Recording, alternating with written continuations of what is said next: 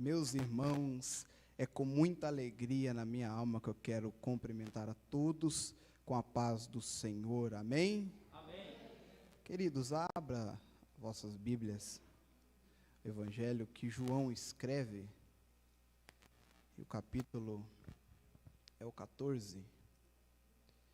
Eu quero ser grato a Deus por esta tão honrosa e rica oportunidade de mais uma vez poder estar aqui juntamente com os irmãos. Graças a Deus mesmo, Flávio. Graças a Deus. Deus é bom e nós estamos aqui para servir a Jesus, adorar Ele acima de tudo e poder, pela misericórdia dEle, contribuir com os irmãos com o conteúdo da palavra de Deus. Que o Espírito Santo venha ministrar aos nossos corações aqui nesta noite. Agradeço mais uma vez, pastor Marcelo, pelo convite, a oportunidade. Por mais que a gente é de casa, mas a gente sempre fica contente quando o pastor Marcelo chama a gente para estar aqui. E eu louvo a Deus por isso. Quem achou, pode dizer amém? Amém. Capítulo 14, irmãos, e o versículo 1, que diz assim: não se turbe o vosso coração, credes em Deus, crede também em mim. Somente esse versículo, a igreja pode se assentar, glorificando o nome do Senhor. Também a minha família está me acompanhando nesta noite, eu louvo a Deus por isso, a minha mãe, minha avó, o grande Gabriel, que hoje está quietinho ali, glória a Deus, a minha esposa, que hoje também me acompanha, que eu louvo a Deus pela vida da minha família. Glória a Jesus. Queridos, confesso que é sempre bom ministrar a palavra de Deus. A honra, o privilégio é muito grande, grande demais. Porém, queridos, a responsabilidade, ela ainda é maior. Sabe aquilo que a Bíblia diz assim, que a nossa fé, ela é acrescentada quando ouvimos a palavra de Deus? Aqui está a responsabilidade, né, pastor? De quem compartilha a palavra. Porque hoje eu estou com uma responsabilidade muito grande de você sair daqui com a sua fé acrescentada. E quem crê que vai sair com a fé acrescentada? Glórias a Deus. Aleluia. Queridos, esse evangelho que João vai escrever é um texto muito conhecido de toda a igreja. Acredito que, pelo menos em algum dia da sua caminhada cristã, você já se deparou com este versículo. E acredito que muitos dos irmãos que aqui estão até conseguem citar ele sem abrir a Bíblia, de cor e salteado. É um texto bem conhecido. Jesus vai dizer o seguinte: não se turbe o vosso coração, credes em Deus, mas crede também em mim. Mas o que eu acho interessante, no evangelho em que João vai escrever, é que João, irmãos, ele foi um evangelista, um discípulo, um pouco que, como que eu posso dizer, diferenciado dos demais. A Bíblia vai diferenciá-lo, chamá-lo de o discípulo amado. Sim, aquele discípulo que reclinava a sua cabeça no colo do mestre, aquele que era chegado, aquele que não perdia nenhuma oportunidade de estar perto de Jesus. E isto fez com que os registros dele fossem diferentes dos demais. Por quê? É fácil entender isto. Quem está mais perto de alguém tem a capacidade de conhecê-lo melhor. Então, o conteúdo da sua fala ou da sua escrita, óbvio, vai ser diferente dos demais. Por exemplo, se a gente for olhar para todos os evangelhos, Mateus, Marcos, Lucas e João, nós conseguimos entender que existe uma diferença entre eles. No Evangelho de Mateus, Mateus vai escrever o seu evangelho direcionando para o público judeu. Marcos escreve para os romanos. Lucas vai escrever o seu evangelho direcionando para os gregos. Mas João era diferente. João escreve o seu evangelho para a igreja que já estava crescendo em sua época. Para Mateus, Jesus vai ser apresentado como o rei dos judeus.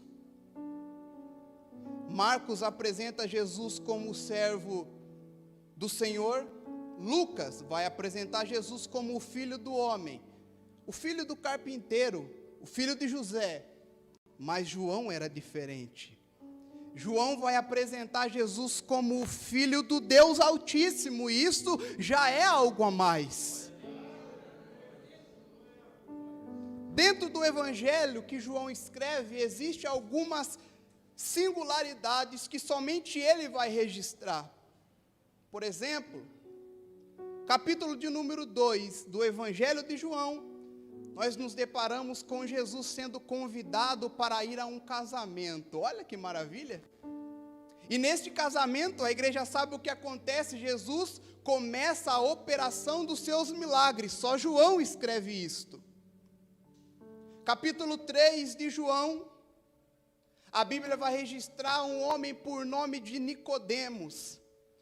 Imagino eu saindo na calada da noite, nas escondidas, indo se encontrar com Jesus, e esse encontro nos traz um ensino muito grande e valioso. Jesus vai ensinar para ele a respeito do novo e verdadeiro nascimento, que é aquele que precisa ser da água e do Espírito. Só João escreve isto. Capítulo 4 de João, a Bíblia vai dizer que Jesus vai ser necessário passar por Samaria, por um propósito, se encontrar com uma mulher pecadora, samaritana. E este encontro também nos traz uma lição valiosa e importante em relação à verdadeira adoração, aonde Jesus vai nos ensinar que a adoração verdadeira, ela não existe lugar, não existe hora, mas sim se o nosso coração estiver voltado verdadeiramente para o Deus Santo e Todo-Poderoso. Só João escreve isso. Capítulo 5, João vai registrar a respeito de um homem que por 38 anos padecia por uma enfermidade. Ele era levado todos os dias, ou de quando em quando, a um tanque chamado Betesda, e nesse tanque, Jesus se encontra com este homem, cura ele, opera o milagre, e ele volta para a sua casa feliz e contente, porque teve um encontro com Cristo. Só João escreve isto. E a Bíblia se segue, e quando João vai começar a escrever o capítulo 14, ou melhor, o capítulo 13, nós nos deparamos aqui com um acontecimento que os outros evangelistas também registram, que é a última ceia, é o último encontro, é a última reunião, é a última janta de Jesus com os seus discípulos. Mas o conteúdo que João registra é totalmente singular, é totalmente único e ímpar do que os demais vão registrar. João foi profundo nos seus escritos. Porque se analisarmos, a gente começa a perceber o que está acontecendo dentro desse contexto. Jesus se reúne com os seus discípulos para a última ceia. E nesta ceia, Jesus vai dar para eles as últimas instruções, os últimos ensinamentos, para que eles possam dar continuidade à obra que ele havia começado. Jesus vai reunir os discípulos em uma mesa e vai falar para eles o seguinte: olha, um de vocês há de me trair. E isto chocou todos os que estavam assentados ali. Eu estava comentando com a minha esposa agora, antes de vir aqui, algo que eu nunca tinha prestado atenção. Porque quando Jesus vai olhar para os discípulos e falar para eles, olha, um dos que está aqui há de me trair, imagina vocês, estando naquele jantar, vocês iam ficar pasmos e, óbvio, curiosos. E esta foi a reação dos discípulos, um olhou para o outro e falou assim, sou eu, Senhor, o outro, sou eu, Senhor. Só que tinha um, que era mais para frente, ousado, Pedro. Porque Pedro vai observar, e Pedro era oportunista. Pedro vai olhar para um discípulo que estava perto de Jesus, vai dar um sinalzinho, tipo assim, pergunta para o mestre quem que é. Quem era o discípulo? João, estava do lado direito do mestre. Pedro olha para João, pergunta quem é, Jesus responde para João, porque quem está mais perto de Jesus recebe a resposta primeiro, pegou? Quem está mais perto de Jesus recebe a resposta primeiro, aleluia. João recebe a resposta e Jesus dizendo assim, ó, aquele que come o bocado molhado, aquele que comer primeiro, este há de me trair. E, companheiros, igreja, confesso que eu passei a minha vida inteira acreditando que Jesus, nesse momento, ia expor Judas. Porque a Bíblia diz que quem pegou o primeiro bocado foi Judas. Só que se formos analisar o contexto cultural daquela época, a minha mente abre e me ajuda a entender melhor o que está acontecendo ali. Porque na verdade tinha dois pontos importantes que é digno da nossa atenção para entender esse ponto aqui. Que Jesus não ia expor Judas, porque Jesus não faz isso com ninguém. Jesus não tem prazer em expor o meu e seu pecado, para que nós nos afastamos ainda mais dele, ficamos com vergonha de se aproximar dele. Esse não é o papel de Jesus. Quem faz isto é Satanás. Mas quando eu entendo a cultura, e qual era a cultura? Aquele que recebia o bocado molhado primeiro dos demais que estavam na mesa jantando, isso significava que este era o amigo da mais autoestima daquele que estava dando, ou seja, meu Deus mesmo, Judas sentado do lado do mestre, Jesus vai molhar o bocado e vai falar assim, Judas, sabe o que eu estou querendo dizer para você e para os demais? Que você, para mim aqui nesta noite, é o mais importante, porque tem outro detalhe, Judas estava sentado do lado esquerdo de Jesus, e também era a cultura, que quem se assentasse do lado esquerdo do anfitrião, daquele jantar, também era entendido como aquele que era próximo, amigo, íntimo do anfitrião, e os discípulos não estavam entendendo nada, só que Jesus sabia o que iria acontecer, e quando Jesus dá o bocado molhado para Judas, a Bíblia diz que o inimigo entra dentro dele, e Jesus entende o ambiente espiritual que aconteceu ali, olha para Judas e fala assim, o que você tem que fazer, faz depressa, e mais uma vez, os discípulos não estão entendendo nada, porque os discípulos estavam pensando, que Jesus estava falando assim, ó Judas, você é tesoureiro, não é? Sou. Então, você tem que fazer um papel, então faz depressa. Só que na cabeça dos discípulos, Jesus estava falando o seguinte, pode sair da janta, pegar o dinheiro e distribuir para os pobres. Só que o que está acontecendo aqui é espiritual. E na verdade, Jesus não está falando com Judas, está falando com quem está dentro de Judas. A Bíblia diz que Judas pega e sai. Para qual propósito? Entregar o mestre. E nesse exato momento Jesus começa o seu discurso, que ao mesmo tempo que é lindo e interessante, para os discípulos é preocupante. Por quê? Porque a Bíblia vai dizer que Jesus então diz, agora vai ser glorificado o Filho do Homem. Ou seja, discípulos, vocês vão me perder por um pouco de tempo. Eu vou ter que ir para a cruz. Eu vou ter que morrer lá no madeiro, sim, vou ter que sofrer. Irmãos, oh queridos, os discípulos não foram ensinados a lidar com esse tipo de perca. Imagina em algum momento da sua trajetória, você se depara fisicamente com Jesus e Ele te chama e você começa a caminhar com Ele 3 anos e meio. De repente você vê Jesus tocando no cego, ele voltando a enxergar. De repente você vê Jesus juntando um pouco de lama do chão, colocando no olho de um cego e ele voltando a enxergar, tocando num paralítico e ele voltando a andar. Imagina você todos os dias se deparando com Jesus fazendo milagre. É óbvio que os discípulos estavam tristes nesse momento, só que eles não estavam entendendo o real propósito, porque eles estavam lidando com a parte humana da sua alma.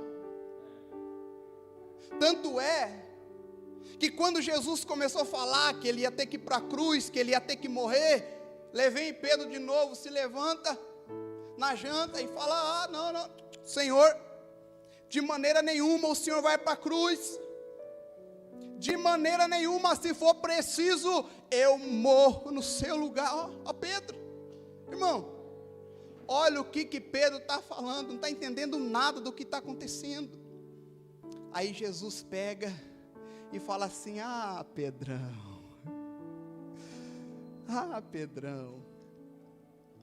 Pedro, vem cá, ainda hoje, antes que o galo cantar 3 vezes, você vai me negar, Pedro. E eu fico imaginando agora, Pedro abaixando a cabeça e falando: mas que negócio que é esse? Esse homem está falando de ir para a cruz, eu tentando defender ele. Só que na verdade Pedro não estava entendendo nada do que estava acontecendo. Aí Jesus começa o capítulo 14, que é o mesmo contexto. E na verdade esse versículo: não se turbe o vosso coração, credes em Deus, crede também em mim, estava primeiramente afetando a vida de Pedro. Porque Pedro não estava querendo que Jesus morresse, só que Jesus não havia instruído 3 anos e meio que era necessário, que era preciso. Irmão, Jesus está dando um ponto de suma relevância para mim e para a tua vida espiritual aqui. Porque Jesus está falando o seguinte: imagina, Pedro, você precisa crer em Deus, só que também crer em mim. A dificuldade de Pedro ali era crer em Jesus, porque quem ia deixar ele era Jesus. Deus ele já não estava vendo, mas Jesus ele criou um vínculo. E a maior dificuldade que Pedro teve, sabe qual foi? A desconfiança.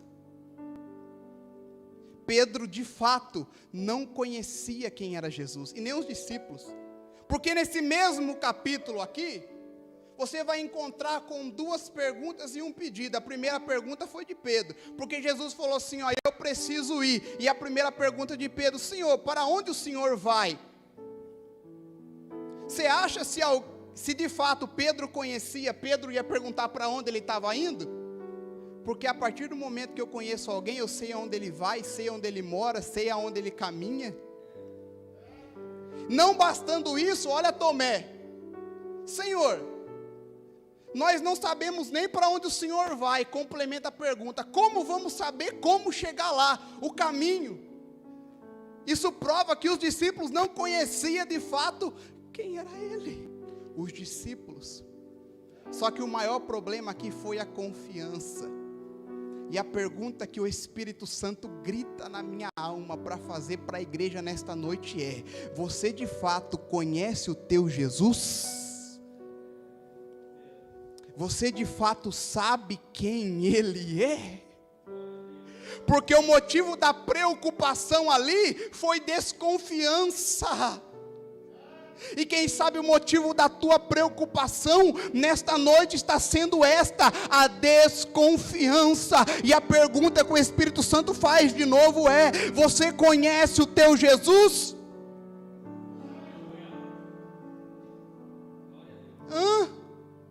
Você sabe quem ele é de fato?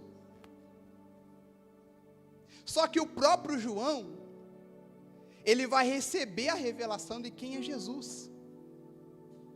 No Antigo Testamento, Deus vai levantar um homem por nome de Moisés, para usar ele, para libertar o povo do Egito da escravidão. E Moisés, Deus, mas tudo bem, está me chamando, aquele diálogo, Moisés e a sarça e Deus ali, presente. Deus está me chamando, tudo bem, mas eu vou, mas quando eu chegar lá, como eu me apresento? E Deus fala assim: Moisés, quando você chegar lá, diga para Faraó que o eu sou te enviou. E parece que ficou vago essa expressão, eu sou, mas é quem? É quem? Só que João recebe a revelação. Aleluia. E eu vou falar para você, e você vai conhecer quem é esse Jesus nesta noite. João capítulo 6, versículo 35. E disse-lhe Jesus: eu sou o pão da vida. Aquele que vem a mim não terá fome, quem crê em mim nunca terá sede.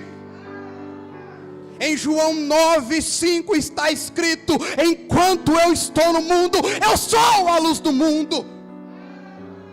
Em João 10:9 está escrito: eu sou a porta, e se alguém por mim entrar, salvar-se-á, entrará e sairá e achará pastagem.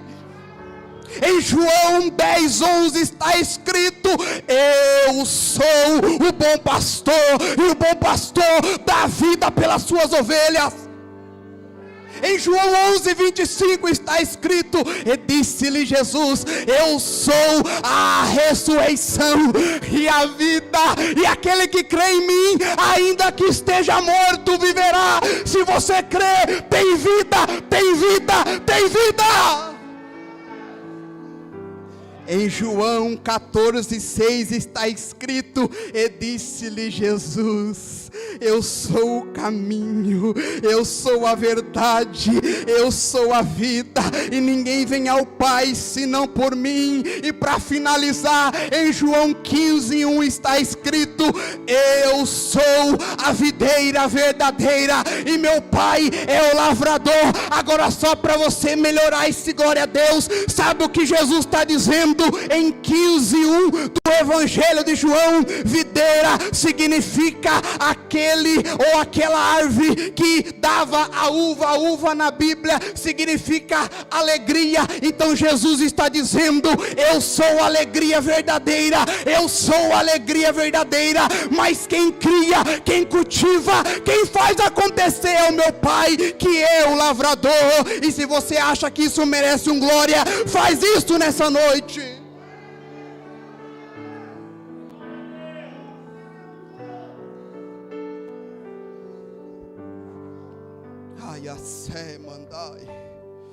Jesus se expressou para os discípulos,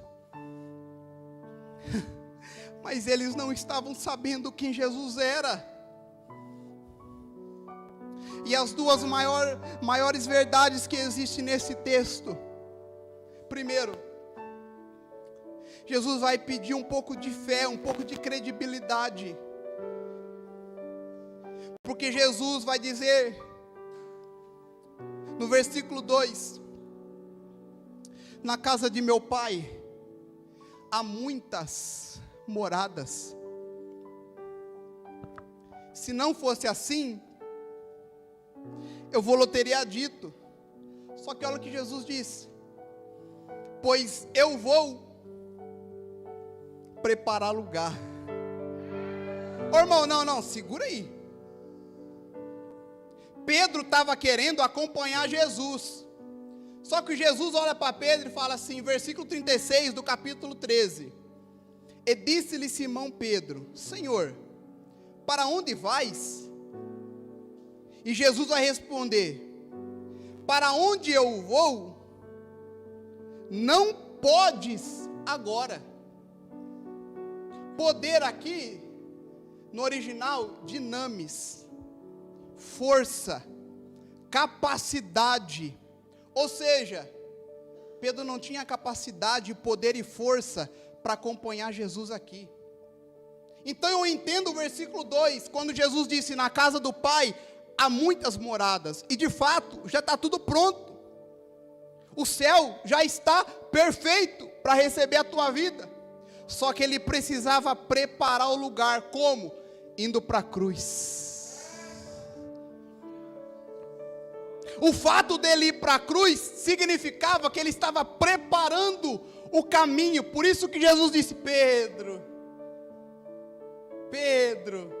você não pode me seguir agora. Eu preciso ir para a cruz e você não aguenta esta cruz. Mas deixa que eu vou primeiro. Irmãos, era para você ter dado aquele glória. Deixa que eu vou primeiro. Deixa que eu faço, porque depois que eu subir, primeira verdade, eu volto. Aí, agora a igreja está pegando. Depois que eu subir, Pedrão, discípulos, eu vou voltar. A primeira verdade que se encontra nesse capítulo é: Jesus vem, irmãos. Jesus vem, irmãos. Assim como ele foi para a cruz, isso é tão verdade. Sabe o que eu fico imaginando? Eu fico imaginando Jesus morrendo na cruz do Calvário, alguém indo lá, tirando o corpo de Cristo, enterrando, colocando no sepulcro, e o inferno fica imaginando: vencemos. Os romanos: matamos aquele que dizia ser rei dos judeus.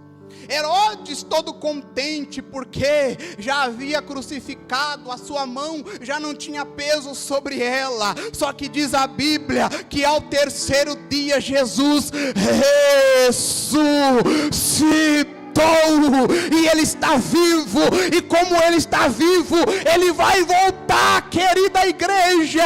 Mas só que você precisa crer um pouco mais. E a segunda verdade, e eu vou encerrar: assim como ele foi, preparou o caminho através da cruz, ele vai voltar. Mas irmão, e nesse meio tempo, não temos mais Jesus, não temos ninguém. Versículo de número 16. A preocupação dos discípulos era esta: vamos ficar sozinhos. Só que Jesus, com muito amor, vai dizer assim: fica tranquilo, quando eu chegar lá, antes de eu voltar, vocês não vão ficar sozinhos. Eu rogarei ao Pai, e Ele vos dará outro Consolador. Eu preciso exaltar aqui nesta noite a pessoa bendita do Espírito Santo. Sabe por quê? Porque se não fosse o Espírito Santo, nós não estaríamos aqui nesta noite. Se não fosse o Espírito Santo, o irmão lá não tinha levantado a mão. Aleluia. Se não fosse o Espírito Santo, você não teria uma consciência, e esta consciência, diz a Bíblia, que é santa. A consciência que o Espírito Santo nos dá, que quando você peca, você pensa: poxa, não devia ter pecado, preciso voltar de novo aos pés do Calvário, preciso me reconciliar. Eu preciso exaltar a pessoa bendita do Espírito Santo, porque assim como Cristo foi importante, Ele também é.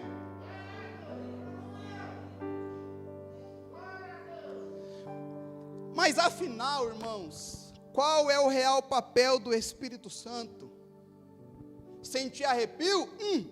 Terra. Não. Dar glória a Deus? Também não. Pular na igreja? Muito menos. Isso não significa literalmente que a pessoa tem um Espírito Santo. O verdadeiro papel do Espírito Santo na vida do crente é revelar e dar o real conhecimento de quem Jesus é e o que Ele fez. Agora, se você fala em línguas, pula, roda, sapateia e não sabe quem Jesus é, tem alguma coisa errada. Não é o Espírito Santo. Porque na verdade os discípulos precisavam disso, de alguém que ajudasse eles a confiar e entender quem era Jesus. Por isso que Jesus disse: vou rogar ao Pai para que Ele envie outro Consolador. Jesus aqui está fazendo uma troca, ou seja, tudo que eu fiz por vocês, este também vai fazer. A alegria que vocês sentiam quando eu estava presente, este também vai produzir em vocês. E eu vou encerrar dizendo que esta verdade precisa estar pregada profundamente no meu e no teu coração. Porque assim como Jesus vai voltar, eu só vou conhecer a volta dele se o Espírito Santo estiver vivo dentro de mim e de você. Porque a Bíblia diz que os discípulos foram transformados quando receberam de fato o Espírito Santo de Deus. Quer uma prova? Pedro, antes de receber o Espírito, era para frente, mentiroso, falava que fazia e de fato não fazia. Parece com muitos crentes, né? Pedro era medroso, mas medroso? Pedro não puxou a espada quando estava lá no Getsêmani? Mas isso não significa coragem, porque se Pedro fosse corajoso de verdade, quando ele estava no pátio, e Jesus lá, sendo julgado dentro daquela sala, e alguém olha para Pedro e fala assim: você não é um deles? Se Pedro fosse corajoso de verdade, ele falava assim: eu sou um deles. Então o Espírito Santo produz coragem dentro de nós, e esta coragem Pedro só recebeu em Atos dos Apóstolos. E qual é a prova? Pedro tinha medo de pregar, de expressar que era seguidor. Só que quando em Atos 2 diz a Bíblia que o Espírito encheu todos os que estavam naquela casa, a Bíblia diz que Pedro foi o primeiro. Saiu para fora, pregou Bíblia, Evangelho, Jesus salva, cura, liberta, transforma, vai levar para o céu, batiza com o Espírito Santo. E quase 5.000 almas aceitaram a Jesus. O que é isto? É o Espírito Santo que produz dentro de nós esta coragem. E o que eu quero que você entenda nesta noite é: você precisa ter um pouco mais de confiança nesse teu Jesus. Porque, paz, meus irmãos, nós vamos viver dias trabalhosos, dias difíceis. E se nós não estar conectados de fato com Cristo, não ter confiança, nós vamos se perder em meio a essas tempestades. Mas hoje o Espírito Santo, de uma forma especial, tirou você da tua casa e trouxe para cá. Não foi simplesmente para matar a saudade um do outro, não. Foi para te revelar que você precisa ter um pouco mais de confiança para vencer esta crise, para vencer essa tempestade. E o Espírito Santo ainda está anelando para morar junto com você. O Espírito Santo ainda está pedindo um pedacinho da tua vida, para que Ele possa um pouco mais para frente te dominar por completo. Mas por que, irmão? Só para mim tê-lo aqui? Não. Para que quando Ele voltar, você possa se encontrar com Ele nos ares. Toda esta dor que nós enfrentamos aqui, ela não vai ser nada comparada à dor daqueles que ficarem após o arrebatamento. Se você acha que está difícil para você hoje, irmão, ai de você se você não tiver o Espírito Santo. Se você acha que não está fácil agora caminhar, seguir, adorar, ser genuíno, ai de ti. Mas hoje o Espírito Santo, Ele quer confrontar a minha e a tua vida. Ele quer que de fato nós sejamos felizes e bem-aventurados. E com a permissão do pastor Marcelo, se coloque de pé juntamente comigo. E eu vou pedir para que o conjunto, se puder, louvasse de novo aquele hino. E nesse momento, eu vou passar o microfone para o pastor Marcelo, ele vai orar por você. E você vai falar com Deus. Porque Deus sabe que não está fácil, irmão. Eu escuto assim, ó, é verdade, Jesus. Debaixo da máscara, a boca está mexendo e falando, ai, Jesus, é verdade. Não está fácil. Está sendo difícil. Mas eu quero morar contigo no céu, Jesus. Mas que o teu Espírito Santo venha me incendiar mais uma vez. Trazer clareza da revelação de quem tu és. Peça para o Espírito Santo não simplesmente te arrepiar aqui dentro, mas te revelar quem Jesus é e o que Ele fez. Peça para que o teu Espírito Santo traga clareza nos momentos difíceis. Porque olha, para você, Jesus é o pão da vida. Para você, Jesus é a luz que ilumina o teu caminho. Para você que me ouviu nesta noite, Jesus é a porta que você acha que está fechada. Para você que me ouviu aqui nesta noite, Ele é o teu pastor, tudo que você precisa, Ele te concede.